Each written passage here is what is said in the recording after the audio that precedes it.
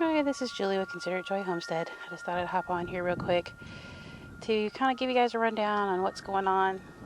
It's been about a week and a half since I posted anything. I do have a couple of videos in the works, but I just thought I'd do a little quick one that I can upload right away. Kind of giving you a briefing on what's going on and why we have such a mess out here. So, we are starting our geothermal project, and we will have a vlog on that. I've got some of the video started on that where we're doing the trenching and getting some of these pipes in the ground. Lundy's over there. He's got one little section that he has to dig out by hand. We've had multiple snows and torrential rainfalls and that sort of thing that's kind of waylaid us. As you can see, we still have a little bit of snow on the ground through different patches. But over the course of the next few days, it's all supposed to melt off. We actually have a day that's coming up that'll be about 57. I'm looking forward to that. It's been a really hard winter up here this year. Last year was a little hard on certain days, but this year has been proved to be excessively difficult. Frigid temperatures for us. We're not used to seeing days at a time with 20 as a high and single digits through the night. So that's been hard. But also, we've had multiple incidents with the greenhouse, which I have posted about. So we now have the rods to secure it to the ground. Now we need to fix the upper part. We didn't quite have the top finished anyway. So believe it or not, none of that marine vinyl tore either time that the greenhouse blew away. Wind's blowing a little bit now, so you might be hearing that too. But we do have that, and we're going to see that as a priority in the coming week or two so that I can start my tomatoes and peppers and all that stuff. The greenhouse will also have a geothermal unit as well as some of our electrical. We are completely solar and windmill powered, but we are going to have like a little power bank that comes into the greenhouse. And it will produce a little heat, not a great deal, but a little. So during the spring, fall, and winter months when temperatures are starting to dip a little bit or are really cold, then it'll help a little. You can see we have a big pile of wood over here. That is because we're going to build a little guest house, if you will, so that like when my mom comes to visit and my brother, they have a place to be. There's a lot of projects and it gets overwhelming at times.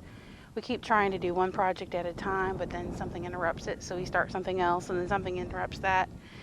So there are times where it feels like you're getting nothing accomplished. You see a pipe coming out of the ground in there. That will be actually some electrical that will come in to there. So what we are going to do is all of our battery bank for the solar for the entire property is going to end up being in that camper that you see in the distance. It'll be safer. That way if there's ever any kind of a fire or anything like that, the batteries will not be stored in any of the houses that are going to be on this property in the long run.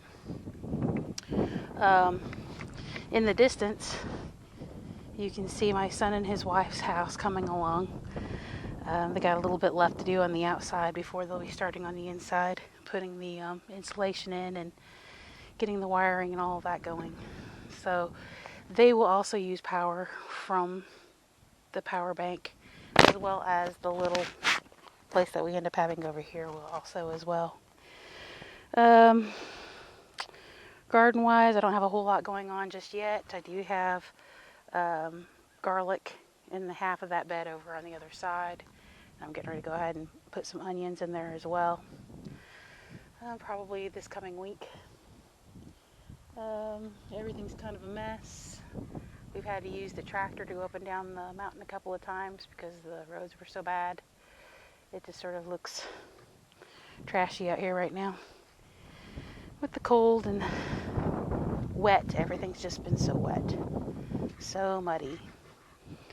And we're not finished putting our insulation in our house yet, so certain rooms are colder than others. Everybody kind of hunkers down in the main front room kitchen area, and then at nighttime we do have heaters in our rooms that take the chill off. But until we get that insulation this week in the attic area, it's pretty chilly. Lundy's mucking around out there. I think he's debating on whether or not he's going to do any of this digging today.